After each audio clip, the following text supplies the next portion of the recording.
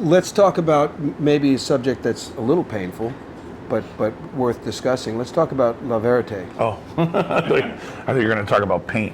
No, nah, please, monsters. La Verete? Yeah. What about it?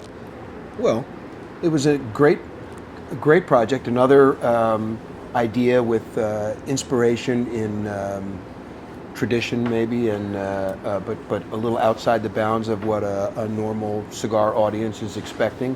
It was really inspired, and it inspired by the wine industry. But I mean, it was a great decision on your part to do it, but maybe didn't have the market acceptance that you would have hoped for. No, the first one got a little poo-pooed. Well, talk about the idea and why you did it first. I did it to show that there should be a little truth and honesty in what you do in the cigar business. I mean, honestly, you know this, we all know this. There's a lot of bullshit in this business, and I'm looking at the camera, and you know who you are. There's a lot of bullshit in this business, and I'm tired of it. Did I mention my cigars are sold on the Mir Space Station? No, I'm not talking about that. Edit that one out. No, I mean, there's a lot of crap in this business where people make up shit about what they put in cigars, and I wanted to show that there's... We call it romance at Cigar Aficionado. Romance. Right? But, I mean, honestly, I believe that this might be the reason why we're in trouble with the problems with the FDA. Because we have no regulatory power that actually certifies what we do. And if there was some regulatory power that we had certifying the tobaccos that we're using, certifying the blends that we did, that would help promote the cigar business, we wouldn't have an industry like the FDA coming all over us saying, hey, we're going to charge you hundreds of thousands of dollars to put out a new blend. But they may have other motives than they're the tobacco-free world. Exactly. The health Nazis have a different agenda, and the effects of control are really aimed at extinguishing parts of the business which are probably, core to the personality of the, at least of the premium business, as the wider audience knows it. But is the alternative? I mean, you think this industry is willing to put up with the idea that there's some kind of oversight? Forget whether it's governmentally imposed. Is that remember, to be in this business? To be a contrarian and a guy that says I can do it even though people say no. Yeah. Are we as an industry ready to accept the notion of oversight? No, the industry no, but I think the consumers, not that the FDA should be involved, but I think that the consumers deserve the right to know what they're smoking, and not to be like lied to. I mean, consumers hear stories about a product and they're automatically going to jump on it because it's romance.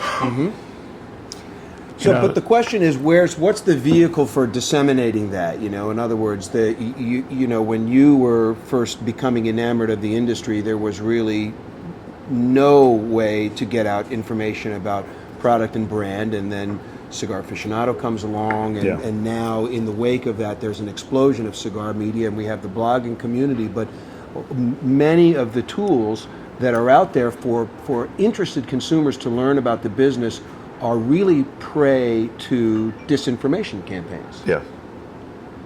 I believe that like I said, I believe that the consumers have the right to know what goes into a cigar.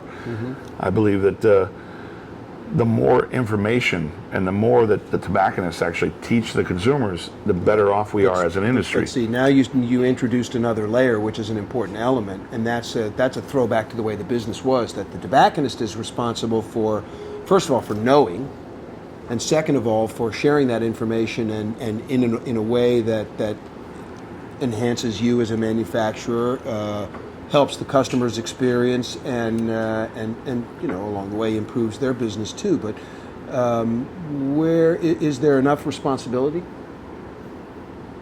Honestly, no. Right. No. Okay. That does not apply to here at W. Curtis Drake Yeah. because we, but I mean seriously, it's a. I would hope to be. I would issue. hope there would be, but I think that I mean, it's lost its art. well, that's the theoretically, the art lies in balancing the pragmatic aspects of it and a little bit of the romance, because it isn't, you don't learn enough by saying it's a Sumatra wrapper and an Ecuador Habano binder and Nika filler and everything. There's that does not necessarily translate. It helps, though. It helps. Well, it's a step in the right direction, but it doesn't. When you do that, you sort of presume a level of knowledge on the part of the customer which may not exist. Don't forget, there's still a big audience of cigar smokers who don't want to take a test. It's like, okay, can you, what is this that you ask a lot of cigar guys, what do you like? And they're like, oh, big cigars. I like things that are strong or something like that. They're not, first of all, they're not embracing any of the language that tries to define the business. And in some instances, they're sort of resistant to the notion that there should be a lot of education in the process. They just come in and go, is this a nice cigar? You remember, our business has always been defined by the seller's philosophy, which is that there's only two kinds of cigars. Good and bad. Those that sell and those that don't, which is the same thing as good and bad, right? But it's this audience may not be reflective of the sort of the majority of the demographic of people who are just like, I only want to know if it's a good cigar and if I like it. And a tobacconist can tell you it's from a reputable manufacturer, that they're well made, and they can share their own opinion about the cigar, but ultimately the consumer's the one who's going to make up his mind. I like it enough to buy it again. Mm-hmm. Right? Because our job is to get people to try things, and the consumer's job is to decide where value lies. What do you think about pricing right now? Leave aside the issue of egregious taxes like New York State and the thieves in the Maryland office who plan on... That's where I believe obviously inflation comes into play, but when I first started smoking cigars, my favorite cigar was $1. Mm-hmm. So... When I first started smoking cigars, my favorite cigar was 45 cents. And when it was going to go to 50 cents, all these people said, 50 cents, that's too much, I'm going to give up smoking. Right? Didn't happen, of course, but nonetheless, I'm just saying that there's always that evolution, and it's for a long time it seemed like the increase in cigar prices was not in step with, you paid more for your clothing, your home, your car, the groceries, and everything else. People didn't want to make that sacrifice for the one thing that they get to enjoy every day, much more than their car or their, I blame the boom. The boom But do you blame the boom? Yeah. I mean, the boom is the boom, but the boom. Okay, so again, now I'm the defender, but let's talk about one thing. The boom was a great thing for the industry. It put it out there to everything. But as far as pricing goes, I mean, being a retailer, coming from a retail background, every 6 months we would get an increase from every company because they knew they could get more money. In boom times, the pricing model is always, if demand is continuously exceeding supply, then you increase prices. My point to the boom is that with all of those price increases, in the end, a lot of money started to get back to the farmers, and we ended up with better material to work with. No, I mean, you wouldn't have the palette of tobacco that the Olivas present to you, all the hybrids, all the things that are possible, if there wasn't more money. No, I agree. I mean, I believe that now we have some of the best tobaccos to work with in the world. I mean, better than during the boom. This is the golden age of cigars. No, absolutely. Right now. The humidors are there's people making better and better product, and they're using better and better quality. And the labor. But there's still a lot of crap tobacco out there. Yeah. That people use and they put in their blends and they call it, they romance it enough to make it seem like a premium cigar. Uh-huh. Like I can make a $5 cigar tomorrow with, actually a $3 cigar tomorrow with cheap tobacco, cheap varietals that I can make it taste good, but it's still going to be based off of cheap tobacco. Mm-hmm. I mean, it all goes back to the fact that once people saw certain varietals be more popular, they started raising the prices on raw material too. Well, but to a certain degree, it's the farmer's always been the lowest guy in the totem pole, and so if in fact you can get them more money, and it results in better quality product for you to work with, it's a win-win situation. Yeah, true. You know. So we sort of we wandered off the reservation from the idea of La Verete, but La Verete, it was based off the wine industry. yeah, I love the fact that, you know, you look at wines from Bordeaux and they have to be from those regions.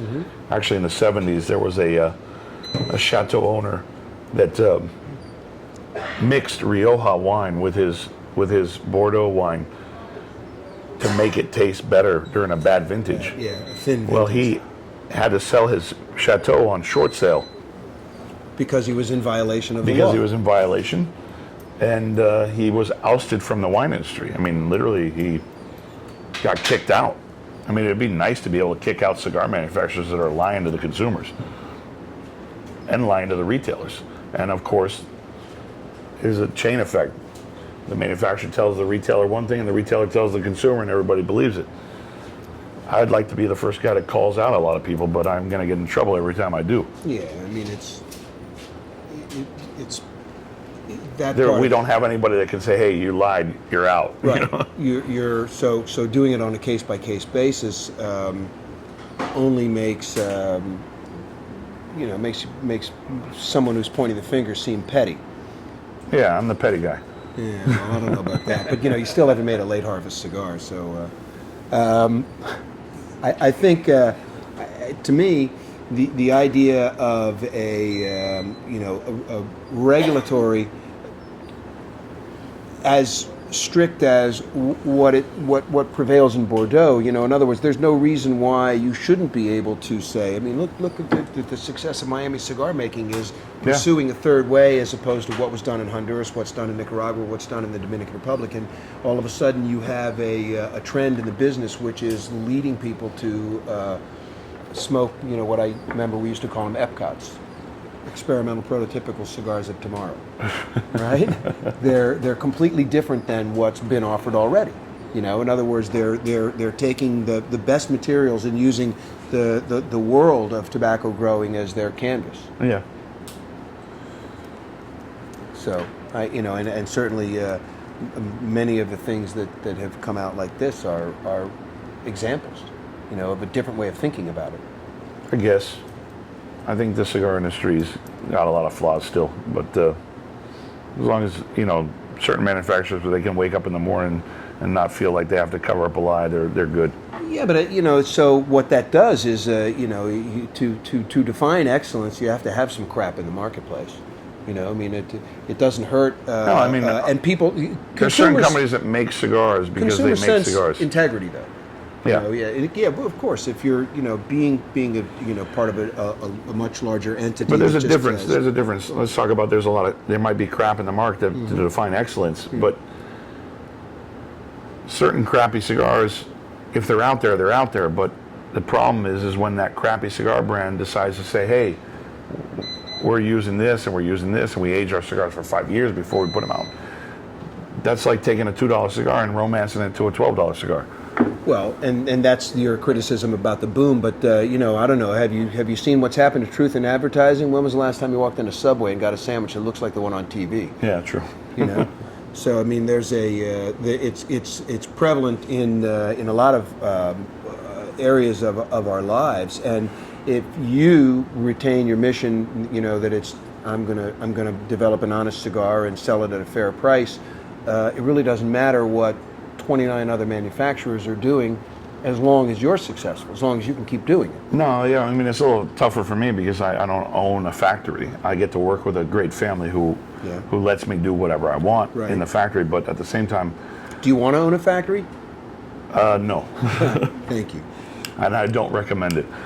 Do I want to own a farm one day? Yeah, absolutely. Well, that's different. Something I've been working on for a while, but it's going to take some time before I can get one.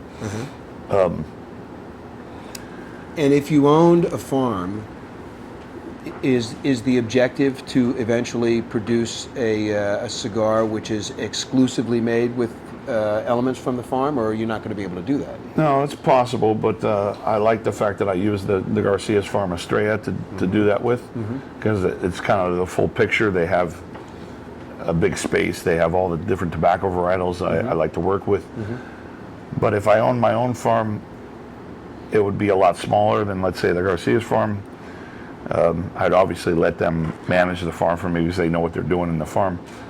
But for me, I would try to choose certain varietals to use as blending components for special cigars. By that you mean there's a particular seed type that you'd want to grow and raise a certain way? Yeah, and also keep it segregated from all the other tobaccos that they make. I mean, in the factories, that when they bring in tobacco, it's sorted separately anyways, Pilon separately, the whole thing. But my idea is to have it separated in its own building, so it has its own atmosphere. It does its own thing in that place, and I know if I want to put that particular varietal in a cigar, a new cigar or whatever, that it's coming from that particular farm all the time.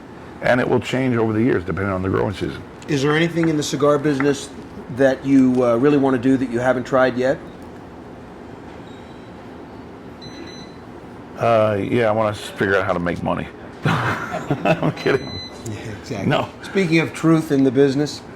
No, I mean, no, I think I've done pretty much everything I want to do. I mean, the Verete was my last stance on doing something that I felt passionate about. And like 08, of course, was the new thing. The 09 got a lot of respect for what it was, and I'm really proud of it. 2010, I'm really happy with, but it's pushed back for a while because the wrapper took a longer time to process. We changed the varietal that year from Habano to Corojo 2006.